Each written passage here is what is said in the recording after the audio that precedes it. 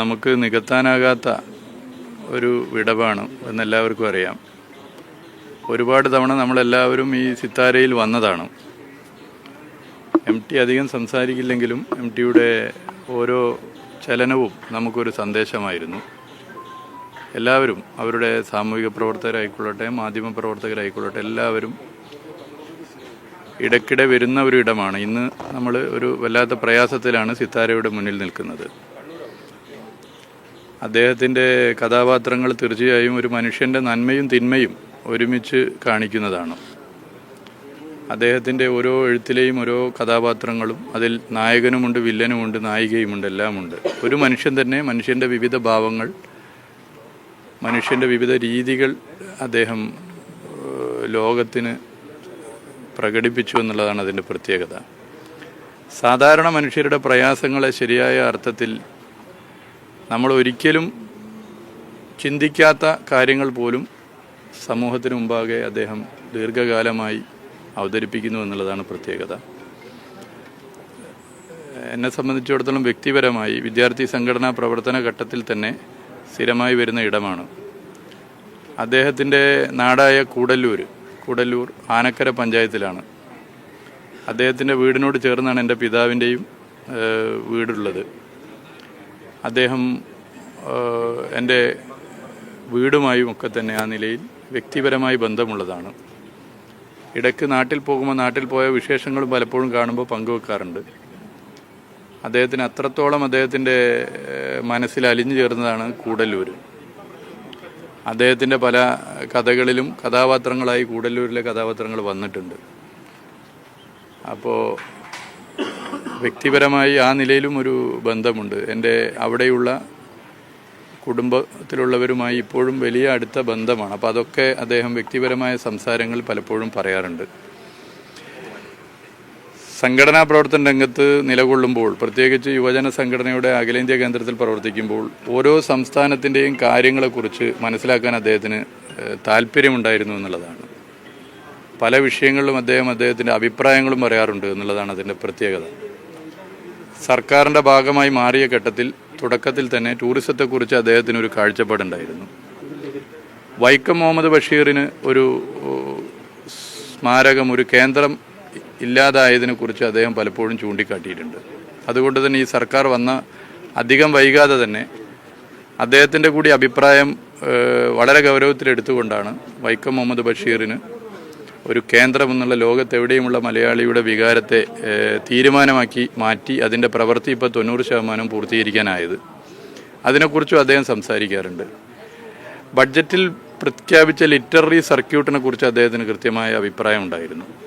ആ literary circuit എങ്ങനെയാകണം എന്നുള്ളതിനെക്കുറിച്ചുള്ള കാഴ്ചപ്പാട് പലപ്പോഴായി പങ്കുവച്ചിട്ടുണ്ട്. ടൂറിസം മേഖലയിലെ വിദേശ രാജ്യങ്ങൾ നിരവധി ഇടങ്ങളിൽ സന്ദർശിച്ചതിൻ്റെ അനുഭവം പലപ്പോഴും പങ്കുവെക്കാറുണ്ട്. കേരളത്തിലെ ടൂറിസത്തിൻ്റെ സാധ്യത അദ്ദേഹം പലപ്പോഴും ചൂണ്ടിക്കാട്ടുന്നത് പോലെ കേരളത്തിലെ 1 ഇഞ്ച് സ്ഥലം പോലും ടൂറിസത്തിന് സാധ്യതയുള്ളതാണ്. അൺഎക്സ്പ്ലോർഡ് ആയിട്ടുള്ള നിരവധി ഡെസ്റ്റിനേഷനുകളുണ്ട്.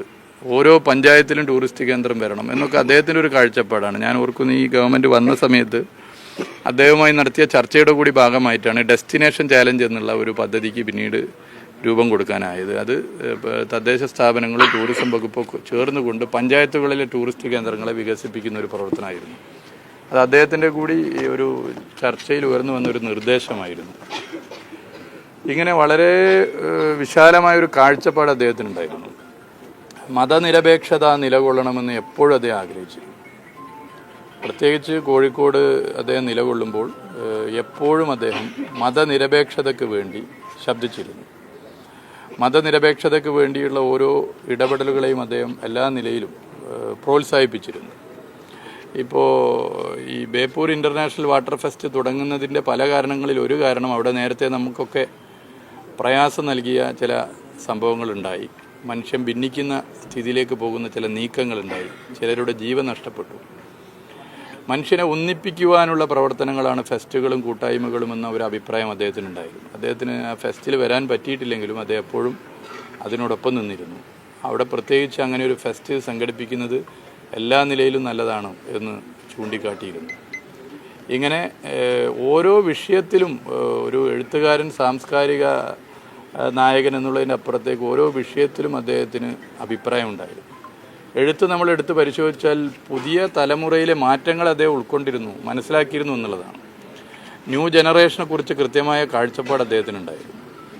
ഇങ്ങനെ എല്ലാ നിലയിലും നമ്മുടെ നാട്ടിലെ ഓരോ സാമൂഹിക പ്രവർത്തകനും മനുഷ്യനും പല തലത്തിൽ ഒരു കരുത്തായിരുന്നു ബഹുമാന്യനായ MT.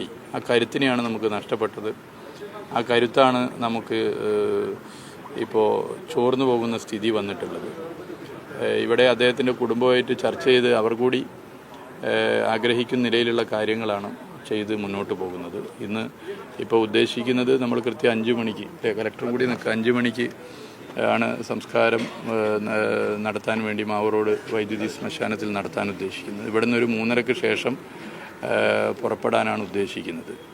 അപ്പം അങ്ങനെയാണ് ഇപ്പോൾ ഞങ്ങൾ ആലോചിച്ചിട്ടുള്ളത്. ജില്ലാ കലക്ടറും പോലീസ് കമ്മീഷണറേറ്റും ആലോചിച്ചു. ബഹുമാനപ്പെട്ട മുഖ്യമന്ത്രി ഇന്നലെ അർദ്ധരാത്രി തന്നെ ഇവിടെ എത്തിയിട്ടുണ്ട്. അദ്ദേഹം അധികം വൈകാതെ ഇവിടെ എത്തും.